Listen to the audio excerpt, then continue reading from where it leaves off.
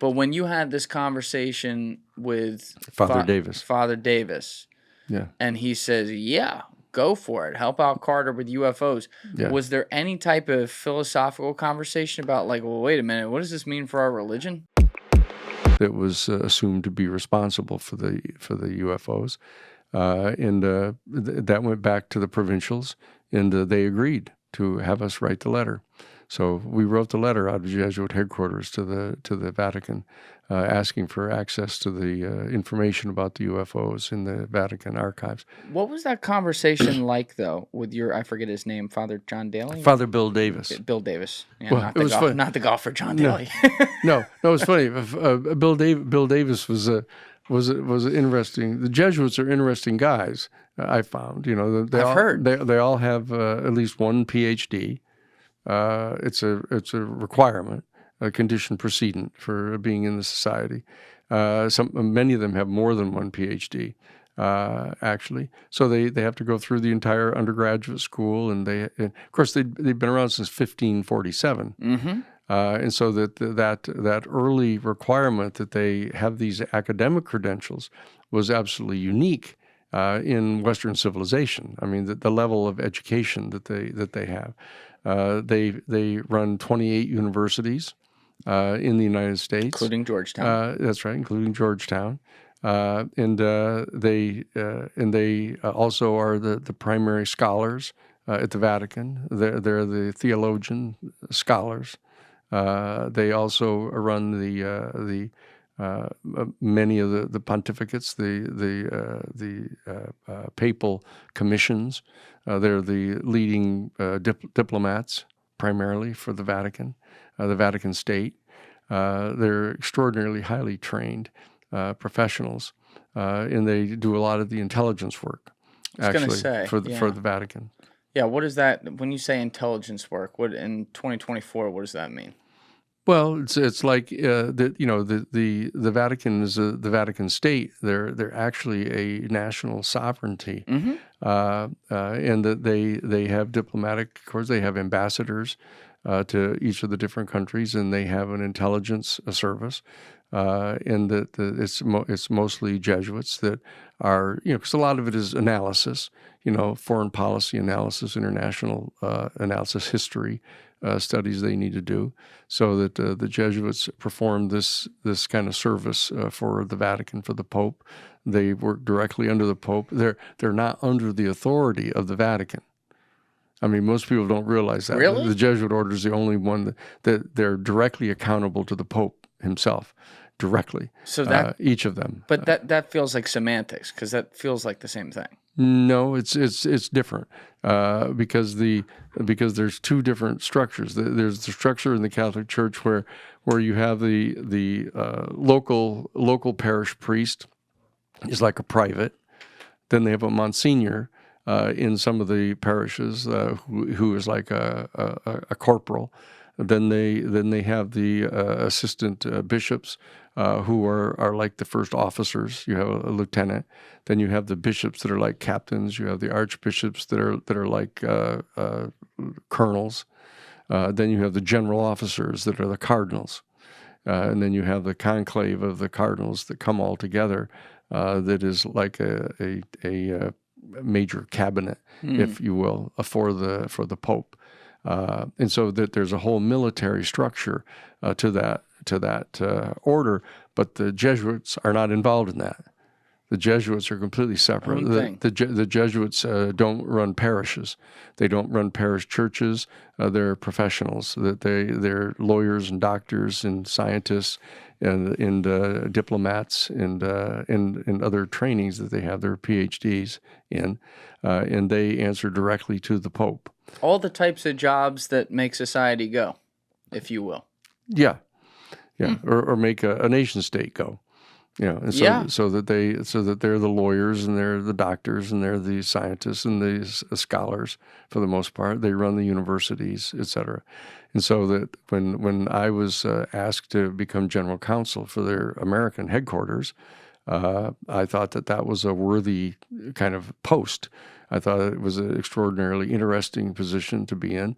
We had access then to the Jesuits in 43 different countries. that were provided intelligence to our office. We got to meet with them. Father Bill Davis has been in every one of the 43 countries where all the Jesuits are. He was the photographer for the Jesuit magazine. That America magazine was their like Time magazine that they have, a monthly magazine, and he was the principal photographer for them prior to being the head of the social ministry office. So I was out in Washington. There I was in Washington, D.C. In that position, I became a member of the Bar of Washington, in addition to being a member of the Bar of the Southern District of New York. And so I was functioning as legal counsel in that office.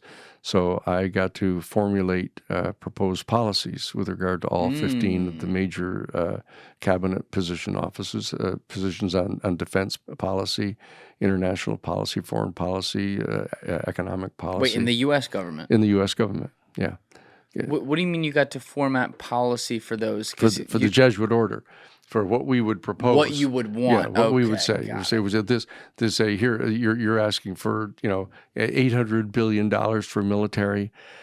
We'd say that we don't believe that's a just position, that's way too much military emphasis, that, you need to have more funds for PL 480, which is sharing excess agricultural products in the United States with people that are dying of starvation around the world, for example. That we should have increased Social Security for our people. We should have better medical benefits, et cetera. We were involved in a social ministry. And we were advocating that is an integral aspect of the Judeo-Christian social ethics, which is part of what I was studying at Divinity School. Were you guys like registered lobbyists on K Street kind of deal, No. or is this because you're a religious organization you can have? That's right. You don't need to be registered as lobbyists at all. Okay. No. But when you had this conversation with Father Davis. Yeah. And he says, yeah, go for it. Help out Carter with UFOs. Yeah. Was there any type of philosophical conversation about like, well, wait a minute, what does this mean for our religion? Well, it was interesting. At that point, it was such an obvious, great position to be in. To be able to do that. I hadn't been asked yet, but I was shortly thereafter, I was asked by Dr. Marcia Smith to do a seminar for the top 50 scientists in SETI, which is the Search for Extraterrestrial Intelligence, out of the Jet Propulsion Laboratory in Pasadena.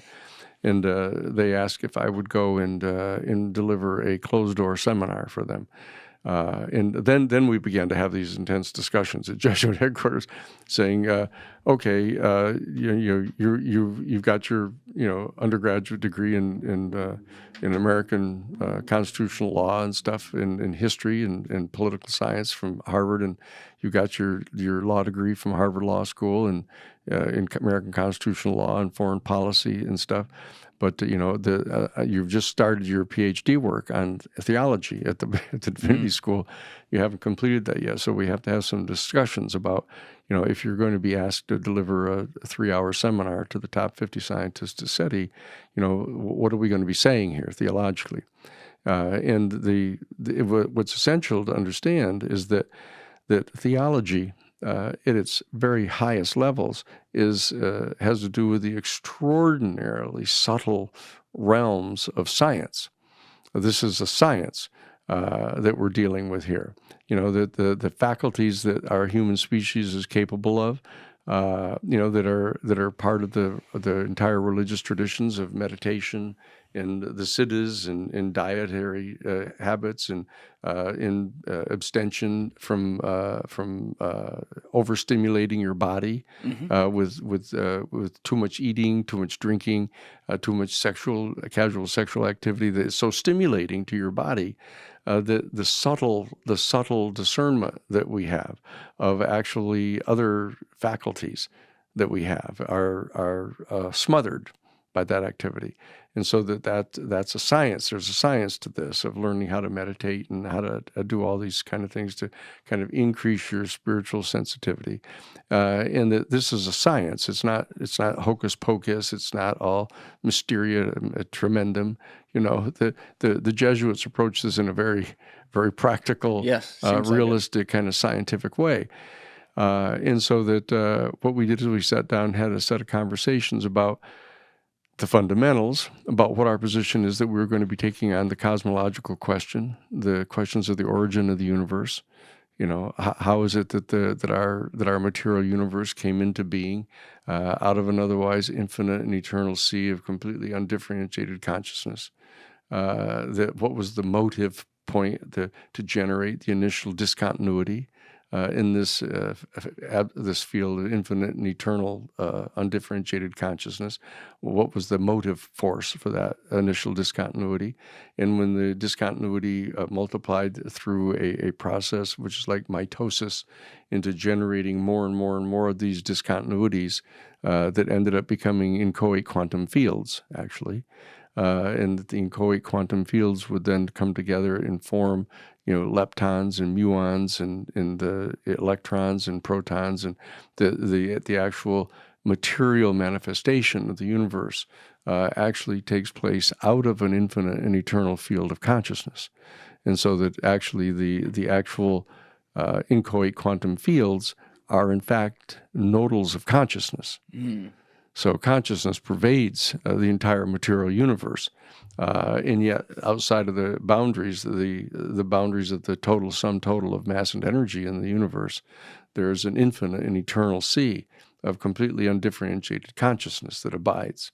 And there's a lot of factual questions that obtain as to whether or not we, as incarnated human beings, whether we have access for example, do we have a faculty that is capable of directly and immediately discerning the unitive phenomenon that bonds every single ultimately irreducible integer of matter in the entire physical universe into one unified harmonic whole? Do we have a faculty like seeing or hearing that is evolving teleologically in our human family, where we can actually experientially discern that unitive phenomenon, so that we can discern what kind of conduct, individual or collective, is either harmonious with or disharmonious to the natural order of the universe? Mm. This is what natural law is all about. And this is an area of intense theological scholarship.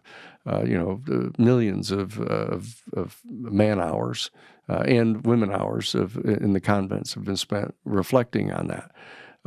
In that the Jesuit order houses a lot of that theological information in the Catholic Church. Thank you for watching the video, guys. If you haven't already subscribed, please smash that subscribe button and check out this clip's full podcast episode by clicking here or in the description below.